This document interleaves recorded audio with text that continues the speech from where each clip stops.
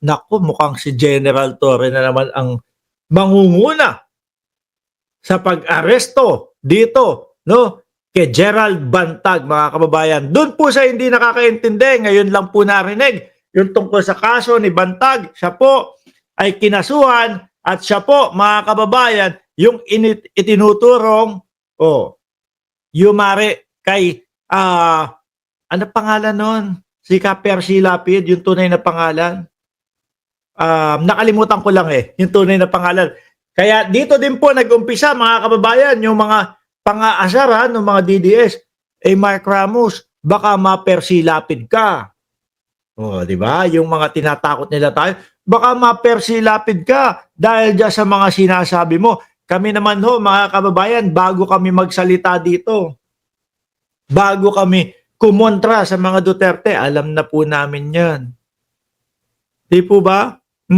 Percival Lapid, sabi ni Edong Makabayan. Tuloy ko. 2 taon nang wanted ang dating Bureau of Corrections Director na si General Gerald Bantag sa kasong pagpatay.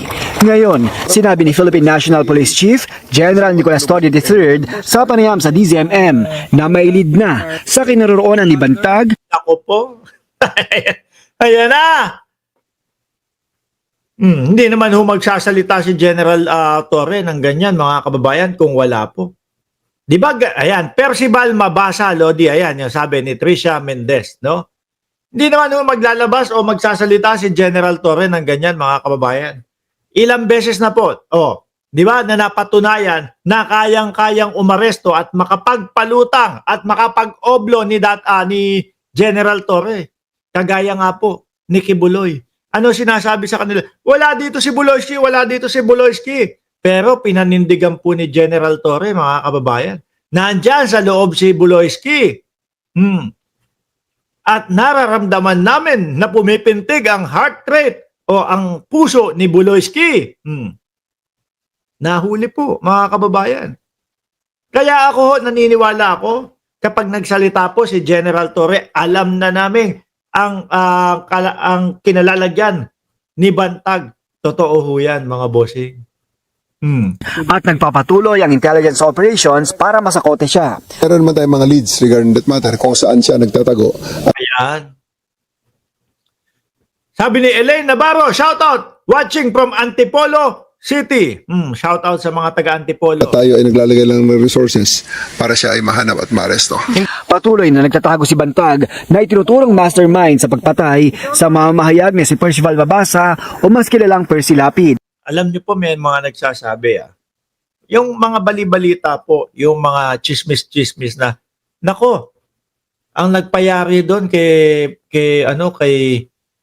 Percy Lapid ay si dating Pangulong Duterte din. Baka iniutos lang kay Bantag yun. Pero yun mga kababayan, mga chismisan lang din po. Kasi binabanatan din doon si dating Pangulong Duterte no? Bakit itong mga tropahan nila, mga bossing, kapag kayong na ganito, nakakasuhan, ang unang iniisip nilang solusyon doon sa kanilang problema ay magtago. Ano po? Sabi ni Edong Makabayan, I therefore conclude pag sinabi ni General Torre, alams na.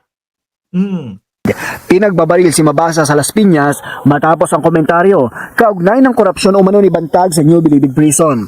Ang dami nga daw sinasabi na ginawa ni Bantag doon. Meron pang mga nakitang hukay mga kababayan. Napakalalim na mga hukay. No? Nagte-treasure hunting yata si Bantag doon sa loob ng New Bilibid Prison, mga bossing. Sabi ni Tommy Batayan, kaya po mga nagtatago yan kasi guilty, Boss Mark. Hindi, gano'n naman po talaga ang iisipin ng sambayan ng Pilipino Di po ba? Harapin ninyo. Ako, kung meron akong ganyang mga nagawa, kung merong mga ganyang bintang sa akin, at alam na alam ko kung nasaan ako na hindi ako ang gumawa, haharap ako. Hindi ko pagtataguan yan. No? Kasi mga kababayan, ang pagtatago, para mo lang pong pinapahaba yung proseso. At pinapahaba mo lang yung stress sa utak mo. Kaya nga, sabi ni Cheo Nabaluyot, may rancho pa, nangangabayo pa, nangangabayo pa. Kaya ho nga tayo, di ba mga bossing, pag tayo alam natin kung ano ang isasagot doon sa mga ibinibintang natin, tayo pa ho ang nagmamadali. No, halika na, pag-usapan na natin to nang malaman mo agad ang katotohanan nang mabawasan ang stress ko sa utak. Sila, ang ginagawa nila, pinapahaba pa, magtatago. Hindi ko lang ho alam kung ang lawyer ni Bantag ay si ano din, si Topacio. Kasi nasanay na ako kapag kasi Topacio, yung lawyer, alam mo na kung saan pupunta yung yung kliyente niya no? Panigurado yung kliyente niya nako. Ano gagawin? Kayo nga dyan sa comment section, kapag kasi Attorney Topacio, ang kanilang lawyer, ano gagawin ng kliyente? Sige nga, kung alam nyo, i-komento nyo dyan sa comment section. Bukod kay Bantag, nangako rin siyang habulin ang iba pang pugante. Tulad ni na dating presidential spokesperson Harry Roque. Yan na, Roque. Akala mo, porket nagpasa ka ng asylum dyan, wala nang katapusan yan, ha? At akala mo din, ikaw lang ang papakinggan ng Netherlands. Mali ka yata doon, Roque. No? Dalawang side ang istorya. Istorya mo at ang istorya ng gobyerno ng Pilipinas. Siyempre, aalamin din yan. Totoo kaya yung sinasabi ni Roque na kaya siya hinahabol ng gobyerno ng Pilipinas kasi inilabas niya yung video ng Pangulo ng Pilipinas na si Bongbong Marcos? Kaso ang gobyerno ng Pilipinas, pag nakausap ang Netherlands, hindi eto, tingnan nyo, sa Congress pa lang ho namin, may hinahanap na kay Roque. Dahil ang sabi niya, ilalabas niya yung dokumento. Tapos ang ginawa po ng akla, ang ginawa po ni Roque, nagtago na po. Baka si General Bantag din, no? PNP chief. Ano sabi ko, General Bantag? Sorry. Baka si General Torre din ang sumalubong sa'yo sa airport, Harry Roque, kapag katapos na at sinabi, yung asylum mo, pasensya ka na, hindi namin i-grant, no? Papakinggan po ang dalawang side niyan, mga bossing, hindi lang po yung kung ano yung sinabi ni Roque. Ayan na. Iniisa-isa na kayo ni General Torre. Na may kaso namang qualified human trafficking. At si dating Police Lieutenant Colonel Rafael Dumlao III ang convicted mastermind sa pagdukot at pagpatay sa isang South Korean businessman noong 2016. Nakita nyo naman panghuling ginagawa natin pag high profile Ginagamitan natin ng intelligence talaga at saka kung may resistance, totoo yun. Nakita natin kay Buloy. Si Buloyski, mga kababayan, di ba? Wala, Aba, kumuha ng pang-detect ng heartbeat itong si General Torre. Ayun, pati kailalilaman nung KOJC. Nade-detect. Naghukay.